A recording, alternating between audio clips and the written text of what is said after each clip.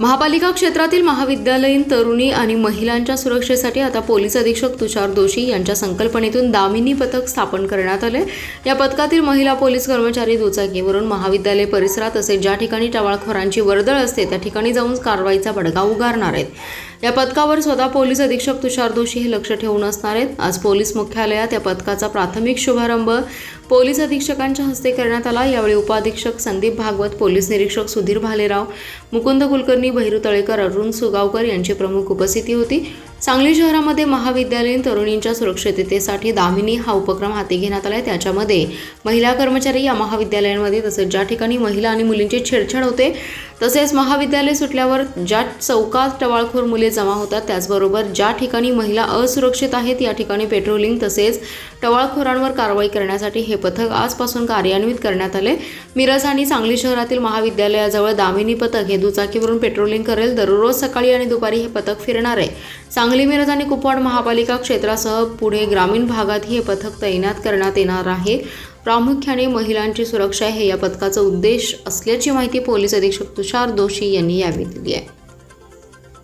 याच्यामध्ये सांगली शहरामध्ये असा एक उपक्रम घेण्यात आलेला आहे ज्याला आपण दामिनी असं नाव दिलेलं आहे। याच्यामध्ये पोस्टे लेवलला महिला कर्मचारी या मोटरसायकलवर विशेषतः जिथे महिलांची छेडखानी होते किंवा कॉलेज सुटल्यावर काही चौकांमध्ये पुरुष म्हणजे पोरं टवाळखोर जमा होतात किंवा काही बाग किंवा काय जिथे अंधार आहे जिथे महिला असुरक्षित आहेत किंवा काही वेगळ्या प्रकारचे गोष्टी तिथे चालू असू शकतात अशा प्रकारे चेक करण्याकरता पण महिलांचं एक दामिनी स्क्वॉड असं तयार केलं आहे ज्याच्या अंतर्गत विश्रामबाग आणि सांगली शहर जिथे मुख्यत्वे कॉलेज आणि अशा प्रकारचे परिसर आहेत ते प्रायोगिक तत्त्वावर आपण टू व्हीलरवर 2 कर्मचाऱ्यांची बडी पेअर असं एक दामिनी पथक चालू केलेले आहे। सध्या 2 पोस्टेमध्ये म्हणजे सांगली शहर आणि विश्रामबाग हद्दीमध्ये